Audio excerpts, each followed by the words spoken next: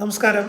ഞാൻ ഇന്ന് വായിച്ച പുസ്തകമാണ്, പൂർത്തിയാക്കി ഒരു മാസത്തോളം എടുത്ത് വായിക്കാനായിട്ട് വായിച്ച പുസ്തകമാണ് എൻ്റെ ബോബനും മോളിയും ബൈ കാർട്ടൂണിസ്റ്റ് ടോംസ്. അദ്ദേഹത്തിൻ്റെ ആത്മകഥയുടെ പേരാണ്.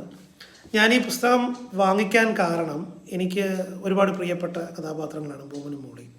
അപ്പോൾ ടോംസ് എങ്ങനെയാണ് ബോബനും മോളിയിലും എത്തിച്ചേർന്നത്, അദ്ദേഹം എങ്ങനെയാണ് ഓവർ ദി ഇയേഴ്സ് 10, 50, 60 വർഷത്തോളം അദ്ദേഹം ബോബനും മോളിയെയും എന്താ പറയുക കണ്ടിന്യൂസ് ആയിട്ട് കൊണ്ടുകിടന്നത് തുടങ്ങിയ കാര്യങ്ങളൊക്കെ അറിയുക എന്നൊരു ഉദ്ദേശത്തോടെ തന്നെയാണ് ഞാനത് വാങ്ങിച്ചത്. ഒരു കൺവെൻഷണൽ ആത്മകഥയുടെ സ്ട്രക്ചർ അല്ല. ആത്മകഥ എന്ന് പറയുന്നതിനേക്കാൾ നല്ലത് ഇറ്റ്സ് മോർ ലൈക്ക് ടോംസ് റാംബ്ലിങ്സ് എന്ന് പറയുന്നതായിരിക്കും കറക്റ്റ്.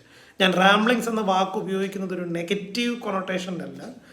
വായിക്കുമ്പോൾ നിങ്ങൾക്ക് മനസ്സിലാവും. കാരണം ഇത് അദ്ദേഹത്തിൻ്റെ തുടക്കം, കുടുംബം, ജീവിതം, ബാല്യം, യൗവനം ഇങ്ങനെയൊക്കെ പറഞ്ഞൊരു ലീനിയർ പ്രോഗ്രഷനിലൊന്നും അല്ല ഇത് പോകുന്നത്. അല്ലെ അദ്ദേഹത്തെക്കുറിച്ച് പറയുക എൻ്റെ യാത്ര ഇങ്ങനെയായിരുന്നു എന്നൊന്നും പറയുകയല്ല.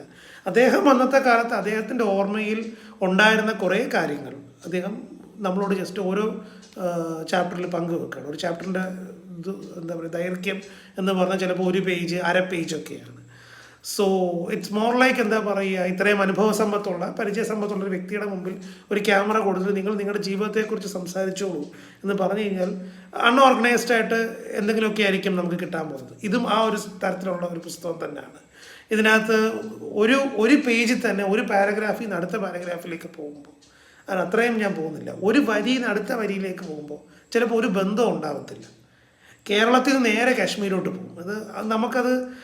ആ ഒരു ശൈലിയാണ് നമ്മൾ കണ്ടത്. നമുക്ക് പ്രായമുള്ള നമ്മുടെ വീട്ടിലുള്ള പലരും സംസാരിക്കുന്ന, പ്രായമുള്ള അപ്പന്മാരും അമ്മമാരൊക്കെ സംസാരിക്കുന്ന ഒരു രീതിയുണ്ടല്ലോ, ആ ഒരു രീതിയിലാണത് പോകുന്നത്. അതിനിടയിൽ കൂടാണ് നമ്മൾ ഈ ബോബനും മോളിയുടെയും എന്താ പറയുക കാര്യങ്ങളൊക്കെ നമ്മൾ പിക്ക് ചെയ്തെടുക്കേണ്ടത്.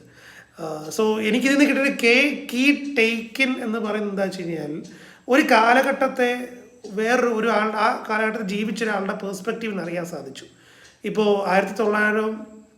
1930s, 40s ഒക്കെ കേരളവും ആലപ്പുഴയും കുട്ടനാടും ഒക്കെ എങ്ങനെയായിരുന്നു അന്നത്തെ കാലത്ത് ജീവിച്ചിരുന്ന ആളുടെ പേഴ്സ്പെക്റ്റീവ് കൂടെ അറിയാൻ സാധിച്ചു. അതുപോലെ തന്നെ 70കളിലെ മനോരമ എങ്ങനെയായിരുന്നു, കേരള കൗമുദി എങ്ങനെയായിരുന്നു, ഇങ്ങനത്തെ കാര്യങ്ങളൊക്കെ അറിയാൻ സാധിച്ചു എന്നതാണ് എനിക്ക് ഈ ബുക്കിൽ നിന്നുള്ള ഏറ്റവും വലിയ കീ ടേക്കിൻ. അതുപോലെ തന്നെ ഓഫ് കോഴ്സ് ബോബനും മോളിയുടെയും ആ ഒരു സ്ട്രക്ചറിനെ കുറിച്ചും എങ്ങനെ അദ്ദേഹം അത് സൃഷ്ടിച്ചെന്നും ഒക്കെ അറിയാൻ പറ്റി. ഏറെക്കുറെ ബോബനും മോളിയും കാർട്ടൂൺ ഒരു രീതി തന്നെയാണ് ഈ ബുക്കിനും ഉള്ളത്. ബോബനും മോളിയും മാസിക വായിക്കാൻ അറിയാലോ, നമ്മൾ ഒരു കാർട്ടൂൺ അടുത്ത കാർട്ടൂൺ ഒരു ബന്ധം ഉണ്ടാകത്തില്ല. പക്ഷേ റാൻഡം ടോപ്പിക്സ് ആണ്, എന്നിട്ട് അതേ സ്ട്രക്ചർ തന്നെയാണ്.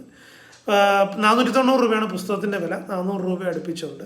സോ ഇത്തരം കാര്യങ്ങൾ മനസ്സിൽ വെച്ച് നിങ്ങൾ വായിച്ച് നോക്കുക, ചിലപ്പോൾ നിങ്ങൾക്ക് ഇഷ്ടപ്പെടാമായിരിക്കാം. Okay, thank you.